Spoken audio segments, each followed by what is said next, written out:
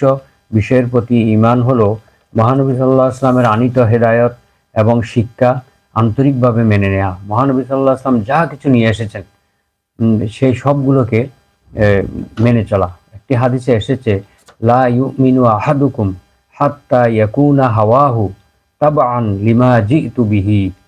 তোমরা ততক্ষণ পর্যন্ত তোমাদের কেউ ইমানদার হতে পারবে না যতক্ষণ না আমার আনিত বিধানের কাছে তোমার প্রবৃত্তি যতক্ষণ না আত্মসমর্পণ করবে, মেনে না নিবে, ততক্ষণ পর্যন্ত তোমরা ইমানদার হতে পারবে না। অর্থাৎ মহানবী সাল্লাল্লাহু আলাইহি ওয়াসাল্লামের আনিত সকল বিধানকে গ্রহণ করতে হবে, মেনে নিতে হবে, বিশ্বাস করতে হবে, তাহলেই সেটা হবে ঈমান বিল গায়ব। কারণ এই মহানবী সাল্লাল্লাহু আলাইহি ওয়াসাল্লাম যা কিছু নিয়ে এসেছেন সব কিছু অদৃশ্যের খবর। যালিকা মিন আম্বাইল গায়বি নূহিহি ইলাইক। আল্লাহ বলছেন এগুলো সবগুলো গায়বের খবর, আমি আপনার প্রতি ওহী আকারে এগুলো প্রেরণ করছি, অবতরণ করছি। তো এই গায়বের খবরগুলো আল্লাহ রাসূল সাল্লাল্লাহু আলাইহি ওয়াসাল্লাম দিয়েছেন। আমরা কিছুই জানতাম না। আমরা আখিরাত, হিসাব নিকাশ, কেয়ামতের সেই আলামত, অনেক জিনিসগুলো আমরা জানতাম না, যেগুলো আমরা আমাদের নবীজির মাধ্যমে পেয়েছি।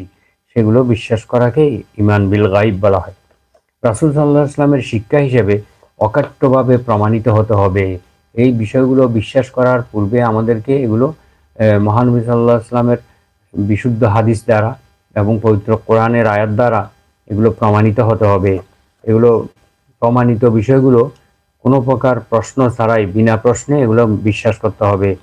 আর এই ঈমান বলা হয় যে যেই জিনিসগুলো ইন্দ্রিয় দ্বারা এবং মানুষের জ্ঞান দ্বারা অনুভব করা যায় না, এমন জিনিসগুলো, সেগুলো না দেখে বিশ্বাস করা, এটাই হচ্ছে ঈমান। কিন্তু দেখে শুনে যুক্তি প্রমাণ সহকারে বিশ্বাস করাকে ঈমান বলা হয় না। যেমন অনেক কিছু দেখে ফেলার পরে বহু লোক ঈমান এনে ফেলবে। যেমন সূর্য যখন পশ্চিম দিকে উঠবে তখন অনেক লোক ঈমান এনে ফেলবে। আর মৃত্যুর সময় প্রতিটা কাফির, মুশরিক সবাই কিন্তু ঈমান এনে ফেলে, কিন্তু তাদের ওই ঈমান গ্রহণযোগ্য হবে না। কারণ ঈমান আনতে হবে সুস্থ স্বাভাবিক অবস্থায়। মৃত্যু এসে উপস্থিত হলে তখন ঈমান আনলেও কবুল হবে না, তওবা করলেও কবুল হবে না। সূর্য পশ্চিম দিকে উঠলে তখন ঈমান আনলেও কবুল হবে না, তওবা করলেও কবুল হবে না। আর যখন আল্লাহ তাআলার শাস্তির ফয়সালা হয়ে যাবে তখনও ঈমান আনলে কবুল হবে না। যেমন ফেরাউন যখন পানিতে ডুবে মৃত্যুবরণ করার অবস্থা সৃষ্টি হয়েছিল তখন সেই কিন্তু ঈমান এনে ফেলেছিল। সে বলল যে বনী ইসরাঈলরা যেই আল্লাহর প্রতি ঈমান এনেছে, আমিও সে আল্লাহর প্রতি ঈমান আনলাম। আল্লাহ বলছেন, আল আন, এখন তুমি ঈমান আনতেছো, এখন তো তোমার উপরে আমার নির্দেশ জারি হয়ে গেছে।